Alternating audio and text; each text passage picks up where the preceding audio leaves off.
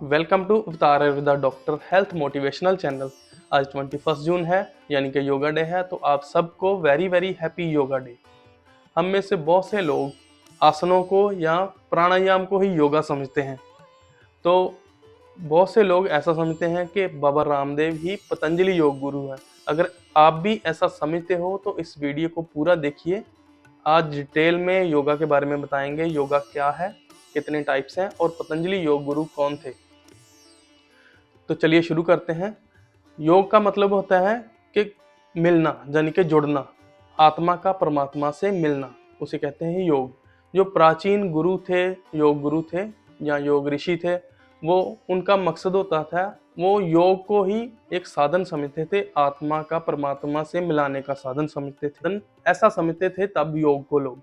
तो उसके बाद क्या हुआ, पाप कर्म बढ़ता गया, शरीर की बीमारियां बढ़ती गई। कैसे बढ़ती गई? क्योंकि ईर्ष्या, द्वेष, निंदा, चुगली, लोभ, लालच और मारपीट, इसके कारण जो इंसान की जो शरीर की अवस्था है वो बिगड़ती गई, शरीर की बीमारियां बढ़ती गई, मानसिक बीमारियां बढ़ती गई, इंसान की उम्र भी कम होती गई। तो अब क्या करते हैं कि योग को शरीर को स्वस्थ रखने का साधन मानते हैं। मतलब कि योग से क्या होता है कि हम अपने शरीर को स्वस्थ रख सकते हैं, ऐसा माना जाता है अब। तो अब जानेंगे कि अलग अलग समय में योग की कैसे परिभाषा बताई जाती थी। तो सबसे पहले उपनिषद की बात करते हैं। उपनिषद मतलब समीप बैठना, यानी कि पास बैठना। तो जैसे शिष्य था जो, वो गुरु के पास बैठता था ज्ञान लेने के लिए, तो तब क्या कहते थे कि अपने इंद्रियां, मन और जो बुद्धि को स्थिर रखने को योग कहा जाता था। अब है भगवत गीता के अनुसार योग क्या है। तो अलग अलग जगह पे भगवत गीता में बताया गया है कि योग क्या है। तो सबसे पहले है कि कार्य में सफल हो या असफल हो तो हमें समान भाव में रहना है, वे योग है। जैसे कि भगवान कृष्ण जी ने अर्जुन को कहा कि हे अर्जुन, तू योगस्थ होकर कार्य कर, तो ये है योग। तो दूसरी परिभाषा है भगवत गीता के अनुसार कि इंसान को बड़े से बड़ा दुख भी हो, इंसान का मन जो है विचलित नहीं होना चाहिए, परेशान नहीं होना चाहिए, तो उसे योग कहा गया है। तो अब है महर्षि पतंजलि कौन थे। महर्षि पतंजलि योग के सबसे पहले गुरु थे। तो महर्षि पतंजलि जो है, उन्होंने एक पुस्तक लिखी, पतंजल योग सूत्र। तो पतंजल योग सूत्र में क्या है, तो सारा का सारा योग का ज्ञान है, शुरू से लेकर अंत तक योग का ज्ञान है। तो उसमें योग के 8 अंग बताए गए हैं। 8 अंग मतलब, तो योग के 8 अंग है यम, नियम, आसन, प्राणायाम, प्रत्याहार, धारणा, ध्यान और समाधि। तो सबसे पहले यम की बात करते हैं। तो यम क्या है, किसे कहा जाता है? सोशल एथिक्स का मतलब होता है यम। और नियम की बात करें तो पर्सनल एथिक्स को कहा जाता है नियम। तो आसन की बात करें तो पोस्चरल प्रैक्टिस को कहा जाता है आसन।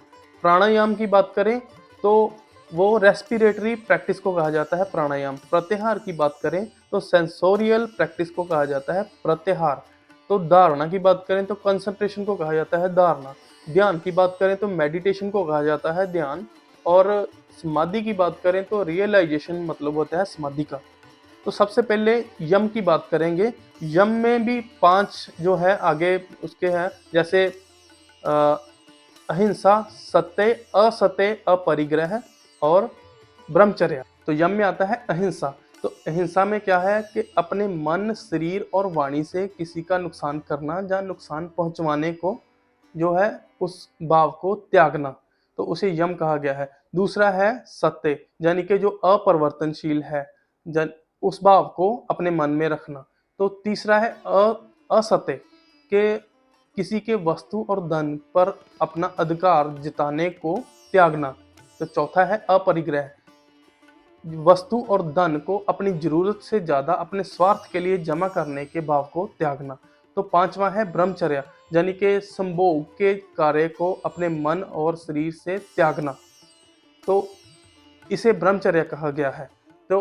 तो आगे है नियम। नियम में भी आगे 5 उसके जो प्रकार हैं, सोच, संतोष, तप, स्वाध्याय, ईश्वर, प्राणिधान। तो ये है नियम। सोच का अर्थ होता है अपने मन और शरीर को शुद्ध रखना, यानी कि साफ रखना। उसके बाद आता है संतोष, यानी कि हौसला, कि जो अपनी बहुत सी कोशिशों से जो फल मिला है उसी में खुश रहना, उसे संतोष कहा गया है। उसके बाद आता है तप। चाहे सुख हो, दुख हो, गर्मी हो, सर्दी हो, मान हो, अपमान हो, ऐसा कुछ भी हो, सबको त्याग करके अभ्यास करना, तो उसे कहा गया है तप। तो चौथा है स्वाध्याय। तो स्वाध्याय का अर्थ है, तो उसका अर्थ है कि शास्त्रों को या वेदों को नियम पूर्वक पढ़ना और एकांत में बैठकर मंत्रों का जाप करना, उसे स्वाध्याय कहा गया है। तो पांचवा है ईश्वर प्राणिदान, यानी कि ईश्वर की भक्ति, यानी कि फल रहित सभी कर्मों को उस पर समर्पण करने को ईश्वर प्राणिदान कहा गया है। तीसरा है आसन, यानी कि अपने शरीर को स्थिर रखना और सुख के साथ रह सके, उसे आसन कहा गया है। और चौथा है प्राणायाम, यानी कि अपने श्वासों को अंदर लेना और बाहर निकालना, उसे प्राणायाम कहा गया है। तो उसके बाद आता है प्रत्याहार। तो प्रत्याहार में क्या है, अपनी इंद्रियों को बाहर से हटाकर अंतर्मुख करना, तो उसे प्रत्याहार कहा गया है, यानी कि अपनी इंद्रियों को वश में करना। तो उसके बाद आता है धारणा, शरीर के बाहर या अंदर अपने मन को टिकाना, उसे धारणा कहा गया है। उसके बाद आता है ध्यान, जब धारणा को लगातार बना के रखते हैं, लगातार बना रहता है धारणा, तो उसे कहा गया है ध्यान। तो उसके बाद आता है समाधि, जब ध्यान इस कदर बढ़ जाए कि हमें सिर्फ लक्ष्य ही नजर आए, उसके बाद हमारा जो शरीर भी हमें महसूस ना हो, उसको कहा गया है समाधि।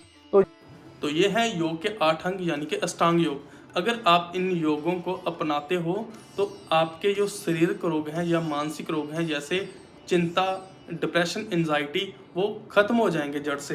तो शारीरिक रोग भी आपके जो खत्म हो सकते हैं अगर आप इनको अपनाते हो। तो वीडियो कैसी लगी आप कमेंट सेक्शन में ज़रूर बताना। तो वीडियो को लाइक शेयर ज़रूर करना और चैनल को सब्सक्राइब ज़रूर कर देना। थैंक यू सो मच, और एक बार फिर से आपको सभी को very very happy yoga day.